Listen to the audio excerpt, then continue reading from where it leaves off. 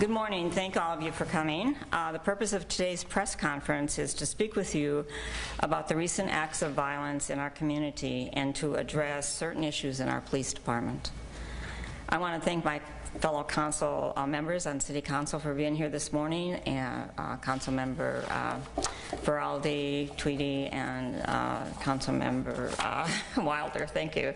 Our other three council members all had emergency meetings that were put on by their employers or someone else, and so they could not come this morning, but they certainly do support this initiative.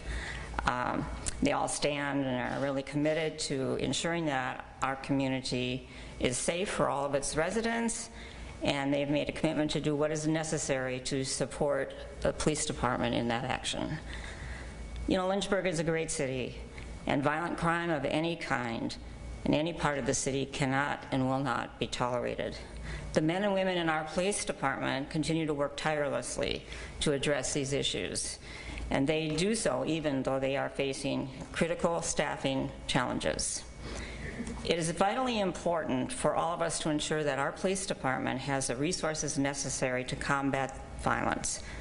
City Manager Winter Benda has been working diligently with Chief Ryan Zudema to address these challenges, and at this time I'd like to invite Winter to the podium to tell you about some of the actions that he will be taking. Thank you, Mayor Dolan. Good morning. As the mayor stated, we are committed to supporting the officers who work diligently every day to protect this city. It has become extremely difficult to attract new officers to come to work for the city of Lynchburg. While this is certainly a nationwide trend, there are actions we can take here in Lynchburg to make it less difficult. We are in competition with other localities and private entities to attract the best and brightest, and must begin the process to make the changes necessary to turn that trend around. We must become an employer of choice. One way we begin to do this is to lead this region in salaries for our police department. That is why, with the support of our City Council, I've decided the Lynchburg Police Department will have a highest starting salary for law enforcement in the Central Virginia at $50,000 effective January 5th, 2022. This will be carried throughout the ranks of the police department. I believe this is the right thing to do if we want to attract and retain new officers as well as experienced and certified officers. There will be still other issues to address, like compression, but I am thankful that I have the support of the City Council as well as the cooperation and input from Chief Zudema as we continue to work to make our police department the best it can be and fully equipped to address crime in our community. Thank you.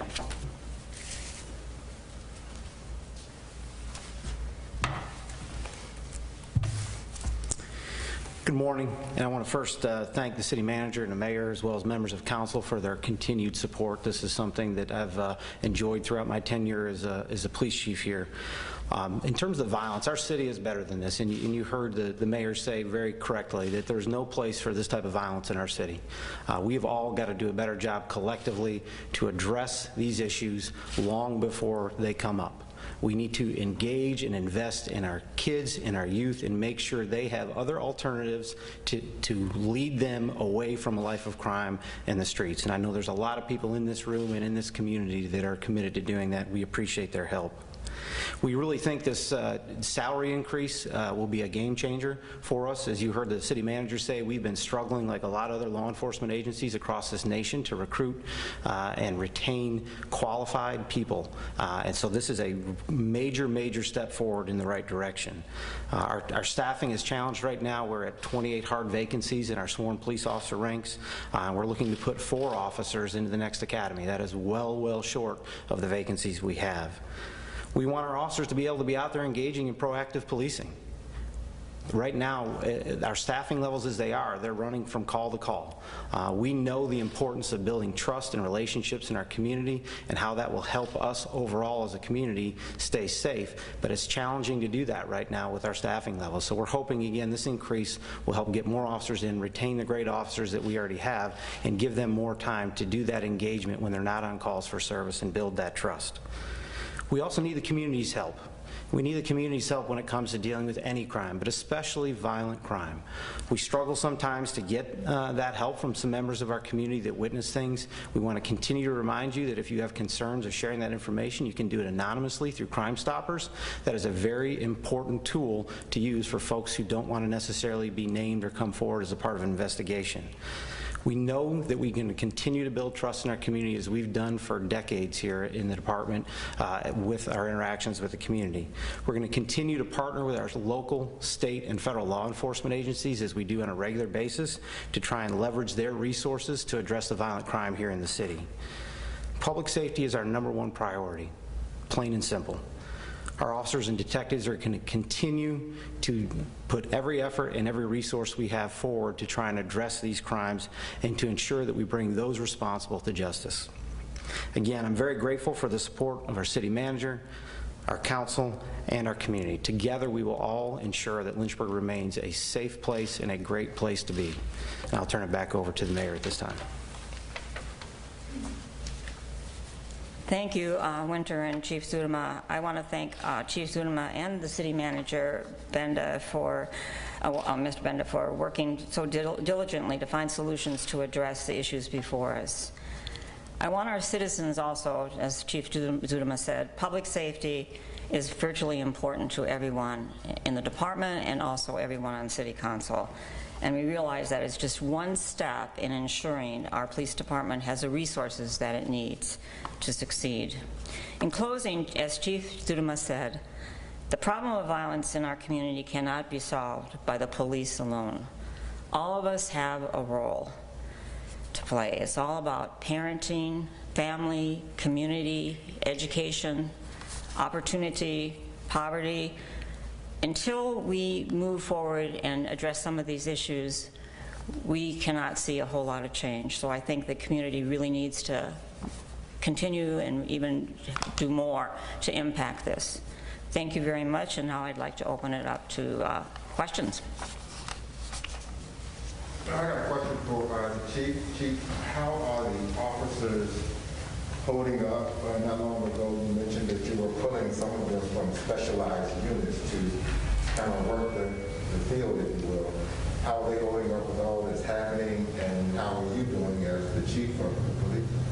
I appreciate it, Andre. Our officers are tired, very honestly. They're working a lot of extra hours, a lot of extra shifts. As you said, we've pulled about 10 officers from specialized assignments that are normally not out in uniform, and they're back supplementing our patrol staffing, as I need to ensure that when the residents of my community call 911, that I've got officers there to respond to it. So they're definitely tired, but they're still, I think, overall in good spirits, and I hope this helps with that, certainly.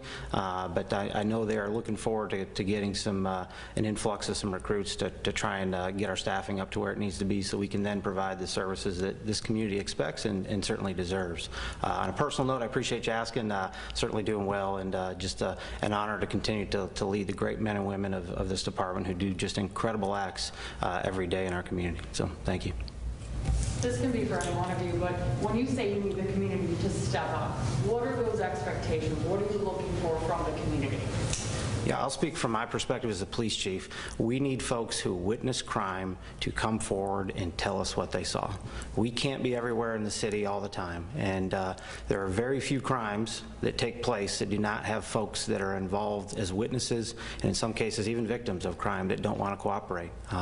If we want to change this community and make sure that this continues to be a safe place to live, we've got to have a partnership with our community coming forward, stepping up, and telling us what they saw or what they heard, and no piece of information is too small. We're still trying to solve previous crimes that we've talked to you about before, where we have a good idea necessarily of who did it, but we don't have quite enough to charge that individual, and that person in the community that maybe saw something or heard something may have that one piece that connects all the dots for us to help us successfully charge and ultimately prosecute the individuals responsible. So we want those folks to come forward, and again, if they don't feel comfortable doing that by being named, they can do that anonymously through Crime Stoppers. So I would just like to add to that. From my standpoint, it's really about parenting, giving parents skills, helping parents with the skills to help them raise their children. It's about educational opportunities. And I had the good fortune to visit Jubilee yesterday when they opened their STEM program. It's opportunities like this for kids that we can show them that there's another way, that they don't have to be on the streets. I think there's a lot of things that the community can be involved in partnerships like the Jubilee STEM program, and I think that's where the community could take a big role. Where is the extra funds for this coming from? Is it like the taxpayers? Is it just within the municipality? These are funds that are already appropriated. It's called managed vacancy savings, and so you heard the hard number that he has of 28. So using some of the resources that have been allocated in previous years now to bump, like we said, the starting salary and the remaining salaries throughout the department. Sorry, I'll ask one more. Is this like have anything to do with the governor's announcement just a couple days ago about wanting to provide pay raises for some of those state troopers and those guys? So I think I speak on behalf of myself and the city manager. He can correct me if I don't, but this is something that we've been working on for several months, long before that announcement came out. The timing of it just happened to land the way it did, but we've been in discussion for several months and trying to work on a solution for this. Chief, has there been any movement on the Samantha Robinson case with the $10,000 reward for information leading to an arrest? So unfortunately, and I haven't spoken to the FBI recently, they are the ones that posted that reward, if you recall. As of probably a couple of weeks ago, I've not heard of a whole lot of leads coming in on that, and that is terribly unfortunate. You've heard me say this before very bluntly. We should not have to offer money to people in this community to come forward with information about a young woman who was tragically killed, who was doing nothing other than driving down the street. But we put that out there, understanding the world we live in and hoping that will incentivize people to come forward. But as of right now, I know we've gotten some tips and leads on that, but that is still an open and active investigation. So we are encouraging folks who listen to this, watch this, or hear about this to please come forward with information so we can solve that murder and hold the person responsible for it accountable.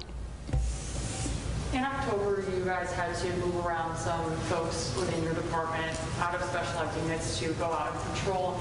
Because of that, there might be some lack in that community engagement. Are you guys noticing that on your end? And if so, I mean, if that lack of community engagement, is that maybe creating this divide right now to not allow the community to then step up and help you guys out? It certainly impacts. I wouldn't say it's creating a divide. I think we're still out there engaging every chance we get with our community at a variety of functions and events and one-offs, and just an officer stopping their car, talking to a kid on the side of the street, things like that. But absolutely, the staffing impacts our ability to go out there and do those things. And so, it's been kind of a perfect storm over the last couple of years with everything that's happened, and now with staffing levels being low, and it definitely challenges our capacity to engage the community at a level that's meaningful to us. There was one time that they was talking about taking the policemen out of the schools. Do not, please do not, remove any officer out of any school that we have here. The teachers, children, or whoever is in that building feel most safe to have the officer at the school. Do not, even if you got to train somebody else that is not a policeman, but you have somebody in your system up at that school, because you really need one when them buses stop up there.